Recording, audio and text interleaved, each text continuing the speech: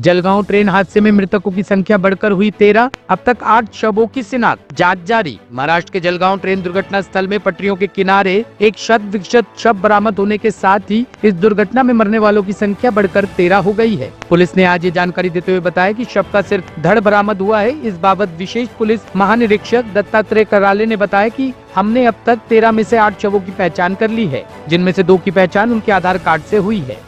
अभी कल 4:30 पौने 5 बजे के दरमियान जो है ये हादसा यहाँ पर हुआ था। कर्नाटक एक्सप्रेस, पुष्पक एक्सप्रेस दोनों एक दूसरे को क्रॉस कर रही थी। तब पुष्पक एक्सप्रेस में जो मुंबई तरफ जा रही थी उसमें किसी ने कहा, वो कहते चाय वाला था, उसने कहा कि भाई ट्रेन में आग लग गई है। तो लोग घबरा गए, किसी ने चेन पुल भी कर दिया, गाड़ी रुक गई। ट्रेन से लोग नीचे उतर आए। सामने से कर्नाटक एक्सप्रेस जा रही थी, किसी का ध्यान नहीं था।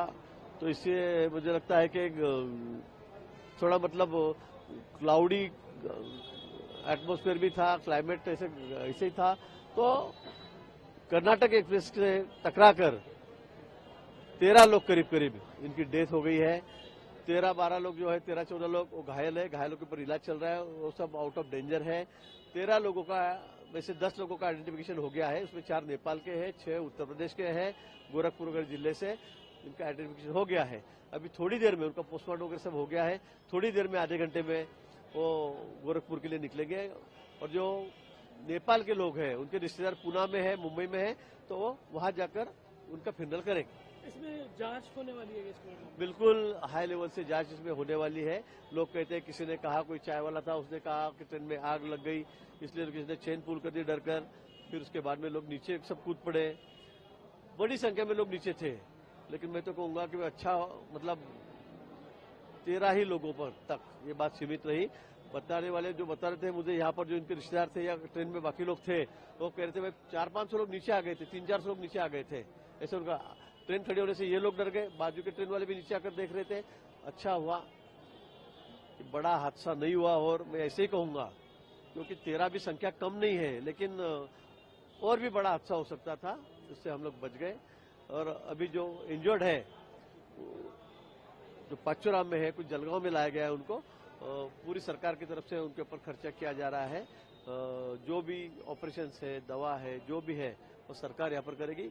जो जिनकी डेथ हो गई है उनके रिश्तेदारों को 5 लाख रुपए का मुआवजा सरकार की तरफ से माननीय मुख्यमंत्री जी ने डिक्लेयर कर दिया है।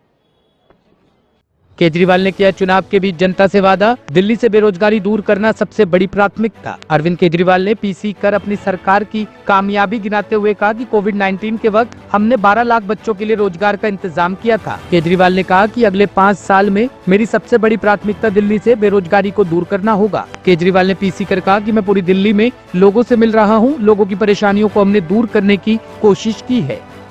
आप सबको मेरा नमस्कार।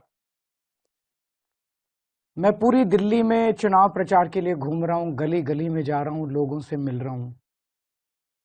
लोगों की जिंदगियों में जो परेशानी आती है, पिछले 10 साल में हम लोगों ने उनकी परेशानियों को दूर करने की कोशिश की। शिक्षा के क्षेत्र में, स्वास्थ्य के क्षेत्र में, बिजली के क्षेत्र में, पानी के क्षेत्र में, सड़कों के क्षेत्र में काफी काम किया। लेकिन एक चीज है जो मेरे दिल को बहुत पीड़ा पहुंचाती है, और वो है कि हमारे बच्चे पढ़ लिख के घर बैठे हैं, रोजगार ढूंढ रहे हैं। इनमें कुछ बच्चे कई बार गलत संगत में पड़ जाते हैं, और जब गलत संगत में पड़ जाते हैं तो उसके बाद अपराध के क्षेत्र में चले जाते हैं। उनको वापस लाना बड़ा मुश्किल हो जाता है। आज सबसे ज्यादा बेरोजगारी की वजह से परिवार पीड़ित हैं, दुखी हैं। मैंने ये तय किया है, अगले 5 साल में, पिछले 10 साल में मैंने इन सभी क्षेत्रों में बहुत काम किया। अगले 5 साल में और अन्य क्षेत्रों में तो काम जारी रहेगा, शिक्षा में, स्वास्थ्य में, बिजली में, पानी में, सड़क में, सीवर में, मेट्रो में, सारे काम करेंगे हम लोग।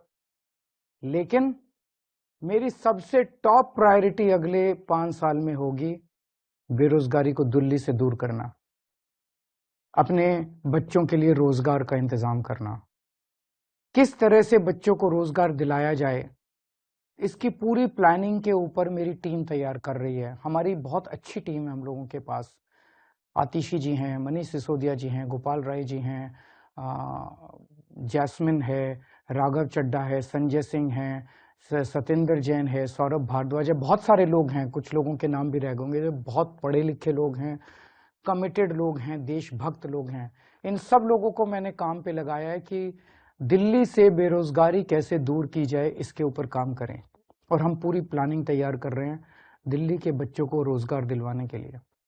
आपको याद होगा कोरोना का टाइम, कोरोना के वक्त सारे बाजार बंद हो गए थे, दुकानें बंद हो गई थी, इंडस्ट्री बंद हो गई थी, बड़े स्तर के ऊपर बेरोजगारी फैल गई थी, सबकी नौकरियां चली गई थी। उस वक्त हम लोगों ने दिल्ली सरकार के माध्यम से कई सारे प्रयास करके 12 लाख बच्चों को रोजगार का इंतजाम किया था। आज पंजाब में हमारी सरकार है, पंजाब में मात्र 2 साल के अंदर हम 48,000 से ज्यादा बच्चों को सरकारी नौकरी दे चुके हैं और 3 लाख से ज्यादा बच्चों के लिए प्राइवेट में रोजगार का इंतजाम कर चुके हैं। तो हमें रोजगार देना आता है और हमारी नीयत भी साफ है, हमारे दिल में आपकी समस्या को लेके पीड़ा है, इसके ऊपर हम काम करेंगे, मिलके करेंगे। मैं अकेला नहीं कर सकता, मेरी टीम भी अकेले नहीं कर सकती। दिल्ली के 2 करोड़ लोगों के साथ मिलके, जैसे हमने अन्य क्षेत्रों में ऐतिहासिक काम किए, मुझे पूरी उम्मीद है अगले 5 साल के अंदर दिल्ली से बेरोजगारी दूर कर देंगे। मुझे आपका साथ चाहिए, आपका आशीर्वाद चाहिए। गणतंत्र दिवस समारोह से पहले दिल्ली में यमुना नदी के भीतर पेट्रोलिंग। गणतंत्र दिवस समारोह को लेकर राजधानी इस समय हाई अलर्ट पर है। दिल्ली पुलिस को अलर्ट मोड पर रखा गया है। दिल्ली पुलिस रोजाना यमुना में बोट पेट्रोलिंग कर रही है, जिससे यमुना और आसपास के खादर हिस्से पर निगरानी रखी जा सके। कोई भी शख्स इलीगल एक्टिविटी करता हुआ नजर आ रहा है तो पुलिस उस पर कानूनी कार्रवाई कर। में जायजा ले रहे हैं, कितनी सिक्योरिटी जिले के अंदर? शादरा डिस्ट्रिक्ट में आज रिपब्लिक डे का फुल ड्रेस रिहर्सल को देखते हुए सुरक्षा इंतजाम किए गए हैं। हमारे करीब 840 लोग आज ऑन ग्राउंड हैं। इसके अलावा हमें आउटसाइड फोर्स भी मिली हुई है। रूफ टॉप्स हमारे लगे हुए हैं, हमारी ERV और मोटरसाइकिल पेट्रोलिंग। उसके अलावा हमारी काफी सारी करीबन 50 के आसपास हमारी पिकेट्स लगी हुई हैं। बियॉन्ड दिस हम लोगों को यमुना पुश्ता एरिया के लिए माउंटेड पुलिस और यमुना जी के अंदर पेट्रोलिंग करने के लिए हमें बोट्स भी मिली हुई है। ब्यूरो रिपोर्ट, टीम तफ्तीश न्यूज।